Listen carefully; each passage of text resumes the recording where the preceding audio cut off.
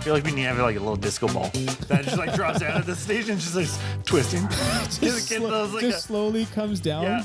We'll have like those rollerblades with the 4 wheels, and we'll just start like. We are. We're not back. Oh, it is recording. Yeah, we are back. Well, hold on, it's not. We're due. I gotta do the music first. Here we go.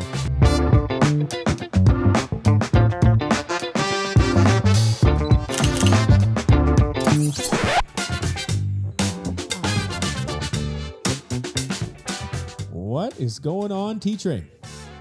We're back for another episode of the pod. Back. We are. Yeah. In a rhythm of things here. Yeah, we really are. Last episode, we talked about the Supercross preview. Yep. Yes. Very exciting.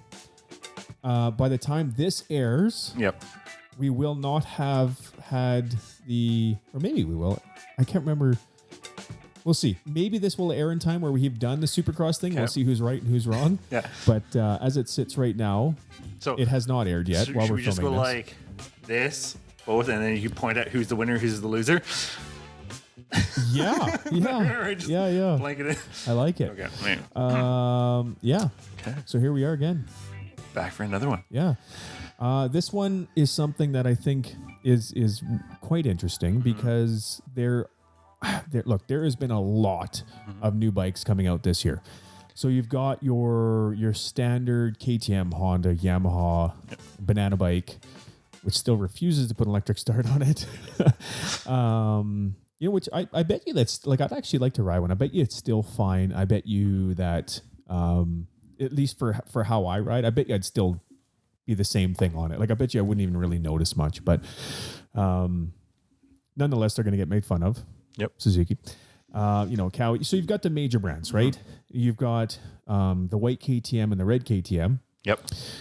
Now, coming into 2024, we've seen a whole lot of these. We're going to show you a new bike, but we're not going to show you anything because we want to make you guess. And it's bullshit. Either show me the bike or don't show me the damn picture. Yeah. Like, I'm sick and tired of this picture of a black number plate or like, you know what I mean? Or it's blurred or whatever. I can't stand these things. It's like, just, dude, do you have a bike or not? Like, you're not making me want to buy it by just... As soon as you do that, you're like, I don't feel like you have confidence in what your bike looks like. Yeah, dude. Like, I love it. It should be like, hey, boom, here we go. Here's the 2024 Triumph, right? Yeah. What do you think? You know what I mean? As opposed to like this stupid marketing campaign that they went on. I just can't stand it. Just show me the damn bike. Show me the bike, dude. Yeah. Just show me the bike.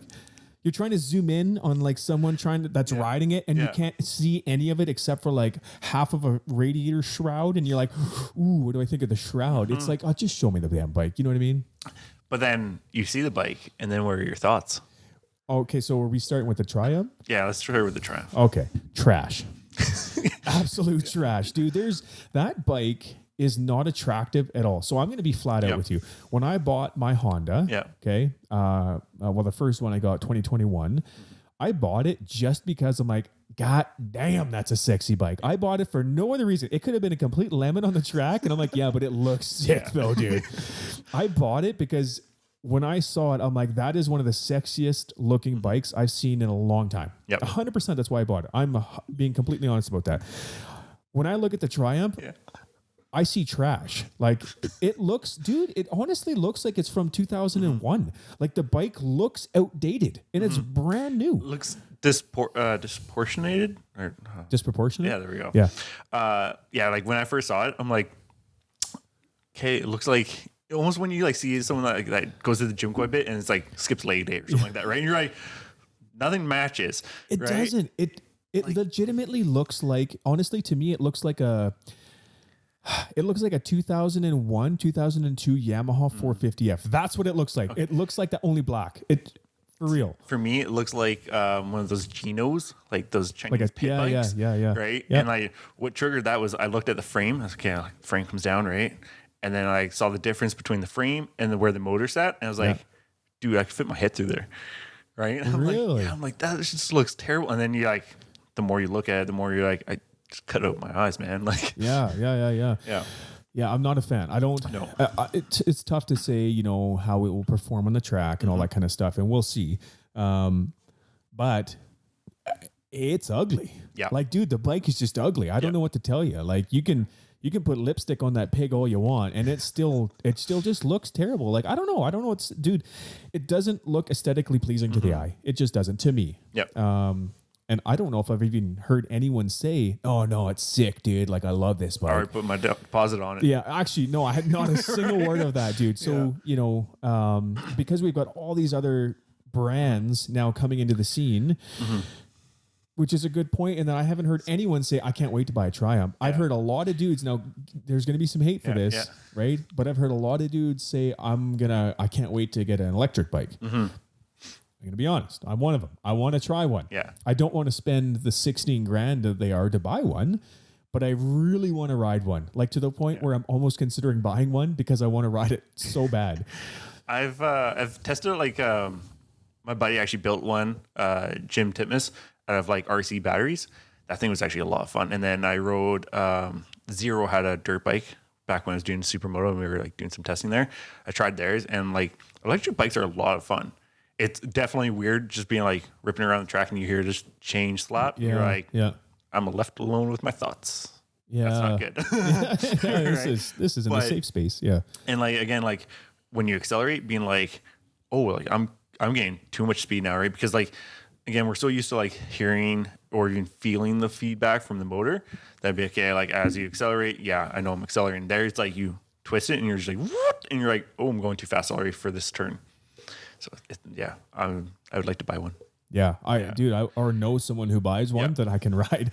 I think it'd probably be a lot of fun. Nudge, nudge. Yeah, totally. Yeah, go buy, get off your wallet. Yeah, get off your wallet, man. Come on. I don't know that it would fill the hole that a dirt bike does for me. I think it would be a lot of fun. I think I'd really love it. I think it would be something that I would like to have in my garage. Yep.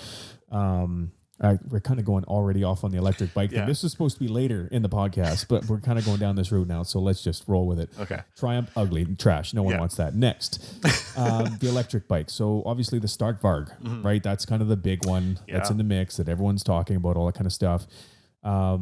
It's something I would like to have in my garage and take out once in a while, but I don't think that it would fill the hole that a dirt bike does for me. Yeah, it wouldn't.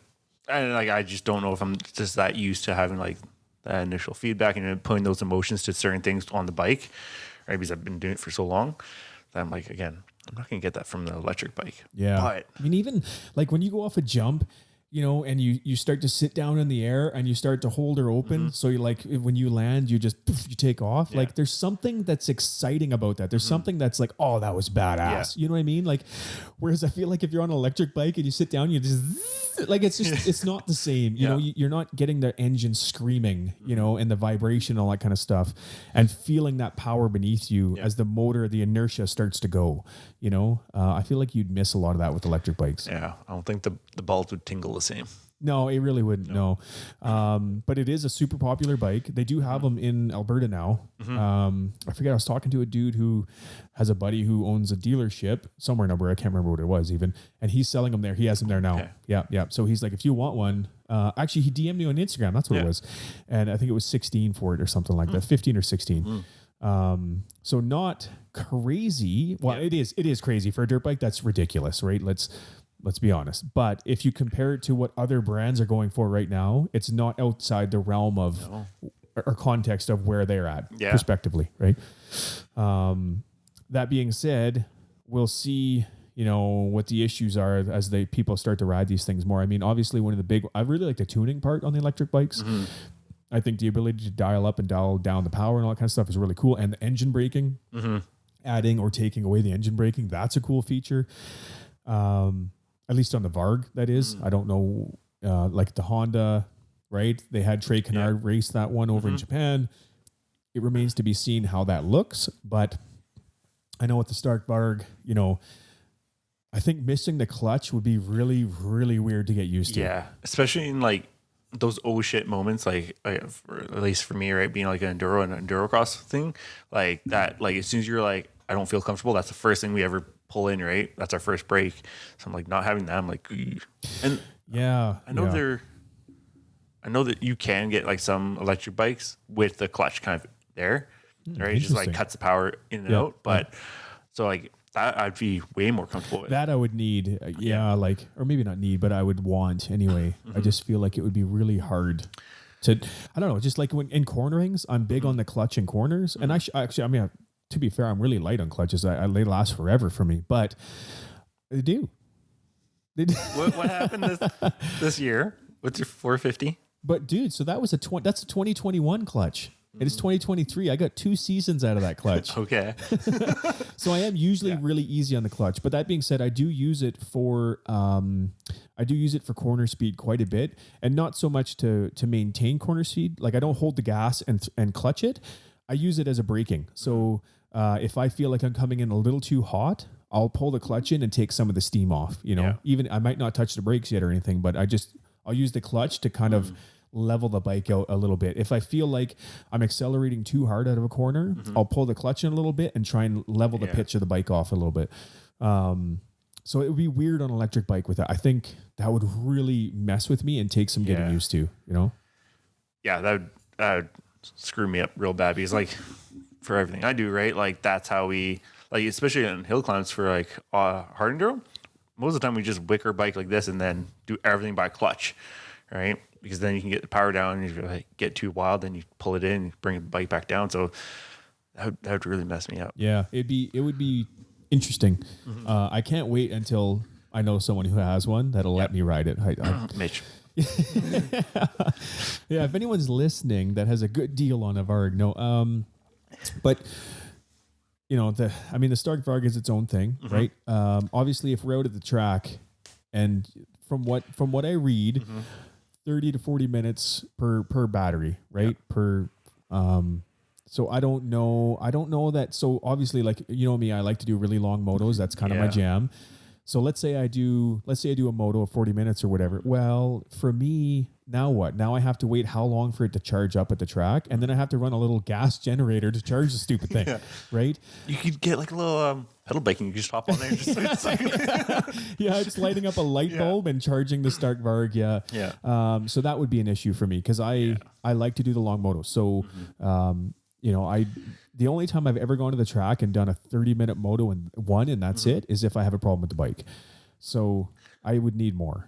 Then it's like, I don't like for racing situations. I'm not sure if like what all the rules are, right? Because like, again, you're bringing in a different bike, right?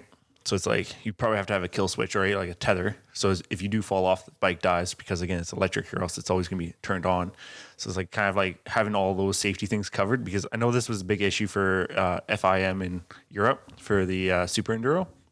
And Taddy actually like, because Taddy Beluziak's now racing them, but like he kept running into issues with the regulations. So they kept having to, okay, we have to adjust this, right? Have to adjust that. So that's really interesting to me that he's racing them in the hard enduro, right? Super enduro, so enduro cross, the European version. Okay, that makes more sense to me then. Okay, because I'm like, if he's racing hard enduro, how is he going to make it 3 hours on that thing? Yeah, like he might be racing them for hard enduro. Like he just switched over. Like his contract with Gas just finished, right? He did everything they wanted him to, right? Which was help build the Gas brand. Right, yeah. Which he did a phenomenal job, and now he's okay. Now he's ready for his next chapter in life, right? Which is some electric bike stuff. Sure, but they couldn't manufacture it to last that long, could they? I think that would come down to a lot of different tuning, and like maybe like again, like I don't know what the size of those battery packs are, right? Like, if you have fuel checks, right? Could you not just swap out the battery real quick then? Maybe. So, I don't know. I don't even know what that would look like. Is that a big thing to swap the battery? Like, I have no idea. Is it like taking the top end apart? Yeah. Like, I haven't really looked too much into those ones. I know with like previous brands when they first started to come in, like Zeros, man, it's a big battery and it weighs heavy. So it's like I would watch the guys like in between like supermoto events drag this thing out and like pretty much blow their back out and then try to put the next one in because they have to charge the other one. And it's like, I'm not sure if I'm happy with that. Right? Yeah. No, that's interesting though that he's going to start racing those. I didn't know that. So that's really interesting. I wonder. I won't say if. I'll say when. I wonder when we're going to start to see these things hit the moto scene. And I mean more like in races, like we're going to start to see them line up consistently. Or I mean maybe is it a if they will. I mean, there was the Alta Motors, right? Yep. They kind of died off. They went bankrupt. I don't know, man. Is the market there? Is it strong enough yet, do you think, for the electric bikes? Yeah, I don't think it's quite there yet. Like, again, it also comes down to that timing, right? Of like hitting the market when people are ready for that transition. And I think I would have to wait till more regulations come in where we can't ride, or again, like if we're losing areas in the city to ride, then we have to switch to electric bikes to make everyone happy. It's tough, right? I don't know. We'll see. But we're talking about electric bikes. Mm-hmm. Like I mentioned, Trey Kennard rode the Honda HRC. I forget what it's even called, or that's just what they called it. Yeah, RGRCE or something. I don't know. The electric bike that Honda put out that he raced in Japan. Mm-hmm. Looks just like the Honda bikes do now, so it doesn't look that different, albeit it looks like it has like the same thing as a Stark Varg, the electric power plant dropped into that thing. Not gonna lie, I was like, I want one of those. Mm-hmm. I don't know when they're gonna hit production. I haven't seen anything about that as far as content goes or anything, but very cool though. Very cool that one of the huge manufacturers is saying, "Hey, we're gonna jump into this scene." Or we're going to at least see what it's like to jump into this scene. And maybe we do, maybe we don't, Yeah, like I know KTM, they've been doing this type of testing for like 6 years now, right? And like we didn't really hear about it because in Europe, right, it was easier to build them and like ship them around there. Whereas like if it comes here, then it's like almost 20 grand, right? Because again, it's so new. And KTM does have an electric bike. They have that free ride thing. Yeah, they have a couple of versions now. Right. And they keep progressing, and like they got the back. They even have like the kids bikes now. Yeah. That's true. The 50s. Yeah. You can literally set it for like 50, 65, and 85. Really? Yeah. Right. No way. And it's just by the tuning. So it's okay, like if you have a kid that races in all those different classes, you just set it for that type of tuning where they got the regulations. Be like, okay, the bike has to produce this much power, right? Yeah. So, which is really cool. Yeah, that's an option that's not typically available to gas bikes, right? So that's a pretty neat change for sure. It's going to be interesting to see how many other brands really jump on board in a big way. And I don't mean, little 50 electric bikes, but I'm talking, Cowie, Yamaha. If you start to see Cowie and Yamaha coming out with electric bikes, then I think it's like, okay, this is pretty legit. Yeah. But we'll see. We'll have to see. I think the Honda bike's really cool. I would have to agree. Yeah. And I still want to ride one, so buy one. Okay, so we've got Triumph trash. No one wants it. We talked about electric bikes. Let's talk about... Why are you smiling? Nothing. I'm just waiting for you. Let's talk about... I heard Ducati was going to start getting into the dirt bike scene. Yeah. That's interesting. That is. Do you think they're going to come out with more trash like Triumph did? And I shouldn't say that because maybe it's a great bike, but it just looks bad. So do you think Ducati, are they going to be... I feel like Triumph missed the mark. I really do. I feel like their release was super underwhelming. From everything that I saw on social media, it was like,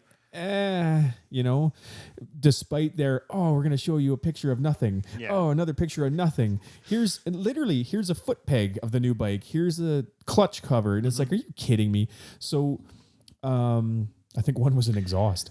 Do you think Ducati is going to do the same type of thing? Whereas because they're just so new to that industry that they're going to be off the mark? Or do you think they have a better chance of coming out swinging and learning from Triumph? I think they have a better chance. Also, why? I feel like they just leaves. I think they have a better chance, and then just leaves it. End of discussion right there. Closing. I think they want it more, to tell you the truth. Like Triumph you think Ducati does? Yeah, Triumph has. They've done this a few times. They've dabbled in like the off-road stuff. Oh, okay. Ducati, I think like they kind of want to bring their ego to it as well, with all, especially like all their street race bikes, road racing, right? Yeah, and like you can see that with some of the photos of the bikes. Like, don't get me wrong, it looks like that bike got violated by every other brand. Like you look at it, you're like, it's a Heinz 57 of other things. Exactly. Right? That being said, still looks like a KTM motor. But if you had to make me choose between the Triumph and the Ducati, it'd be the Ducati. No. It looks a lot nicer than the Triumph. Yeah, I guess. I think they just... But and it's so tough to say without having seen a single person ride one and comment on it, right? Yeah. I mean, obviously they're going to have done some kind of homework, so it's not going to be a horrendous failure. Yep. But man, I don't know. I feel like Ducati has the money to like start putting into the stuff, but I don't think any of the bikes are going to be like, they're not going to be held up to like Yamaha, Kawasaki, Suzuki, and KTM, like all that stuff. It's, for a couple years, yeah. like it's going to take them a little bit to get into the swing of stuff things. out. Yeah, yeah, for sure. Yeah. So Triumph released their Supercross team. Mm-hmm. They got Cerbaci, Julik Swoll, and I can't remember who the third dude.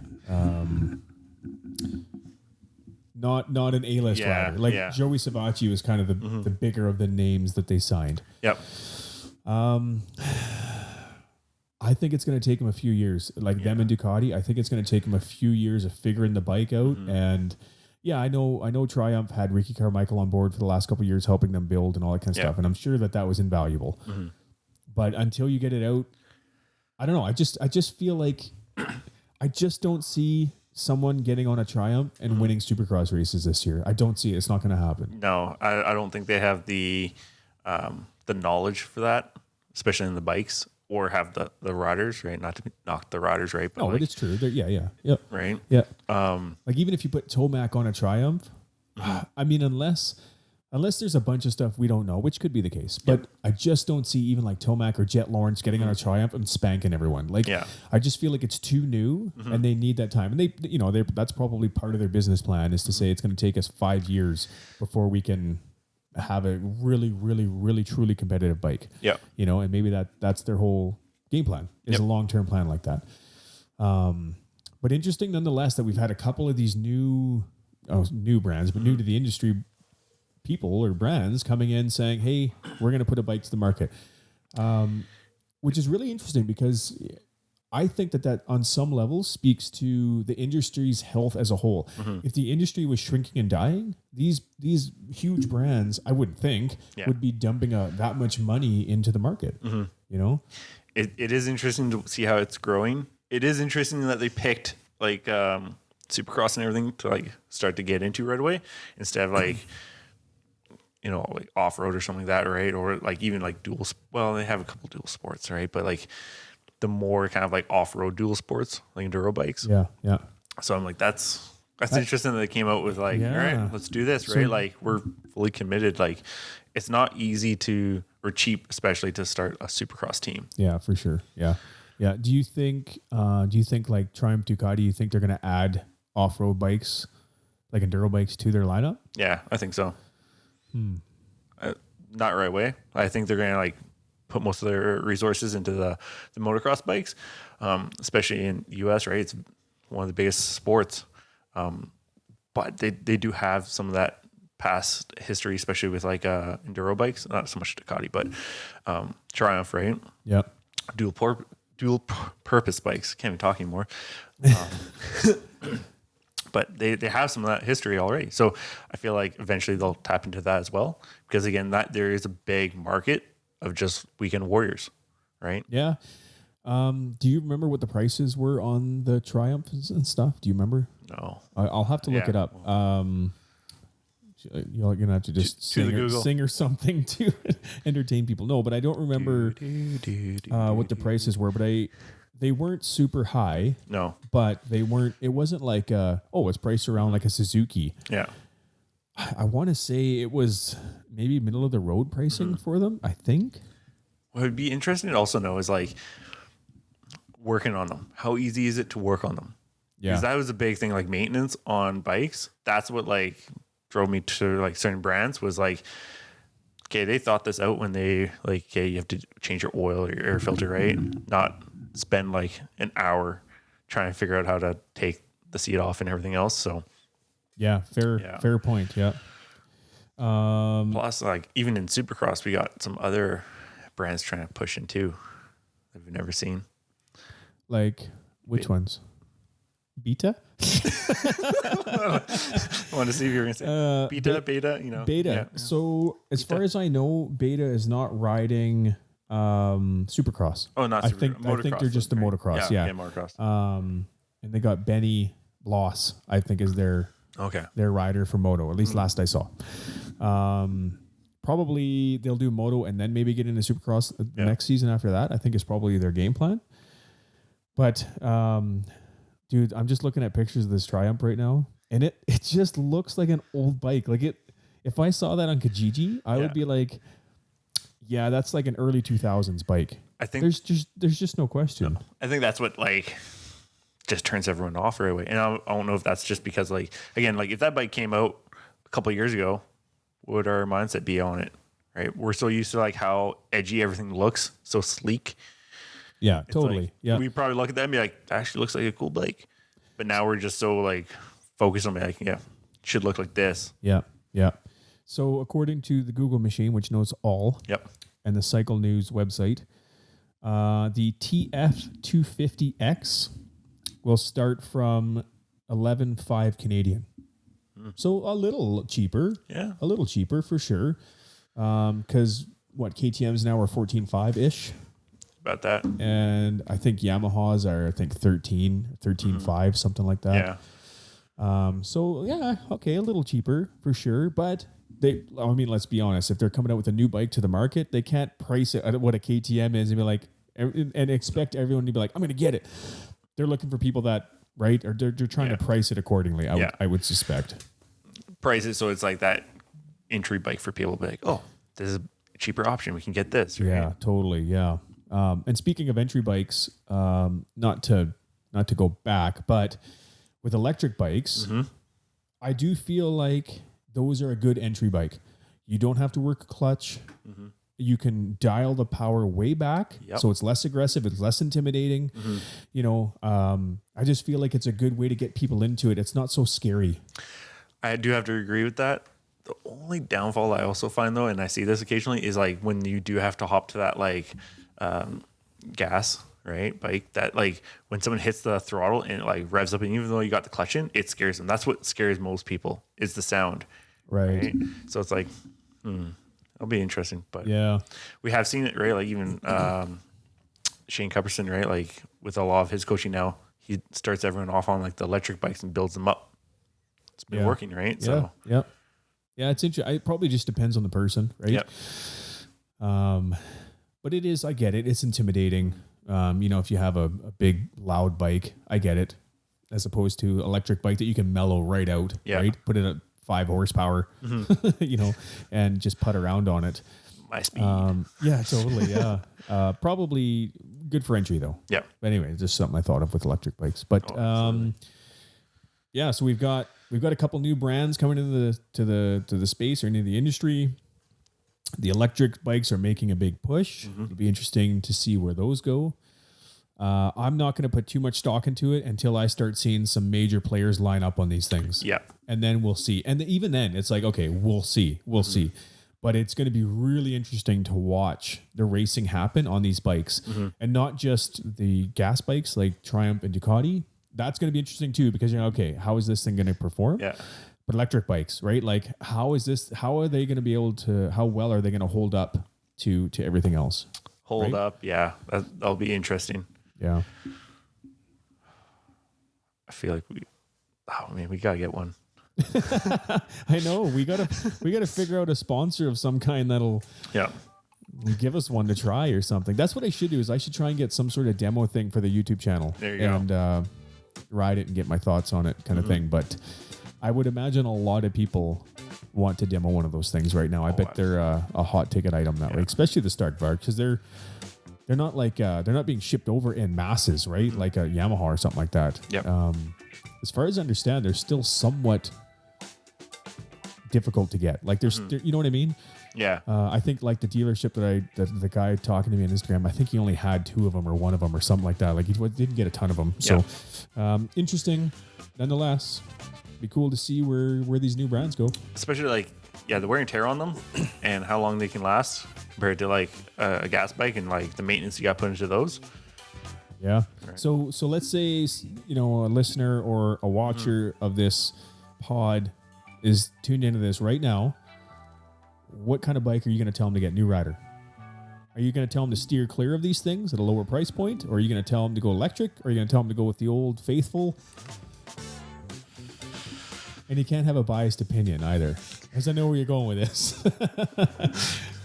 Play this neutral. You got to be Switzerland.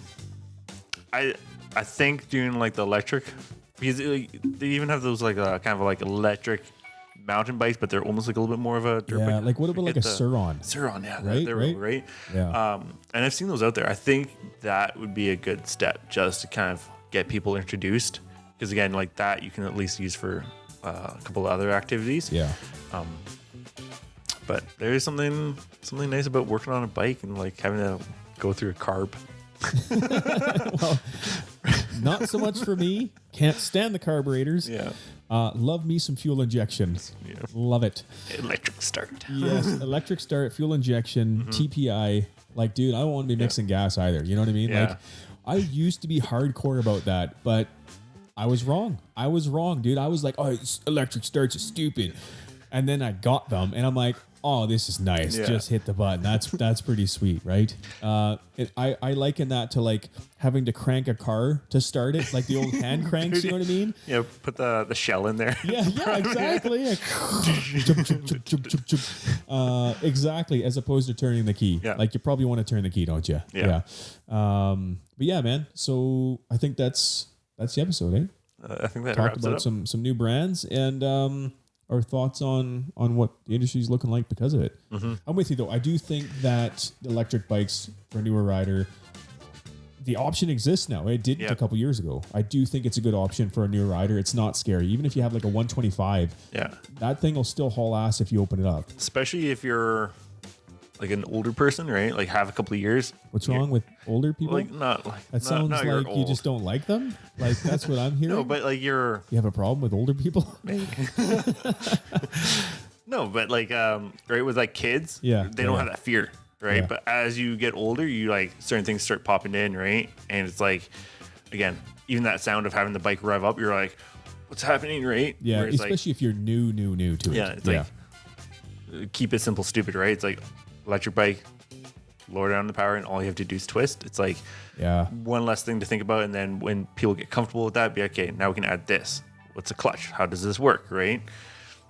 Or maybe by that point, the gas bikes will be phased out, and we'll be having a whole new conversation. I hope not. I don't know, light-powered bikes or something. I don't know. Some new tech. Yeah. Some alien tech that we hover don't currently bikes. have. Hover bikes, yes, exactly. But then I don't get over logs and rocks. No, you can. You just don't feel it. Yes. No, that sounds like something they need to make, actually. That's how I'll race enduro cross. Take my money. If I got a hover bike. There you go. Yeah, no doubt. Cool. Well, thanks for joining me, dude. Thanks to everyone for watching, if you're a watcher, and listening if you're a listener. And both if you're watching and listening. Appreciate that. Stay tuned for the next episode of the Fit for Moto podcast. And we'll see you guys again. Bye-bye.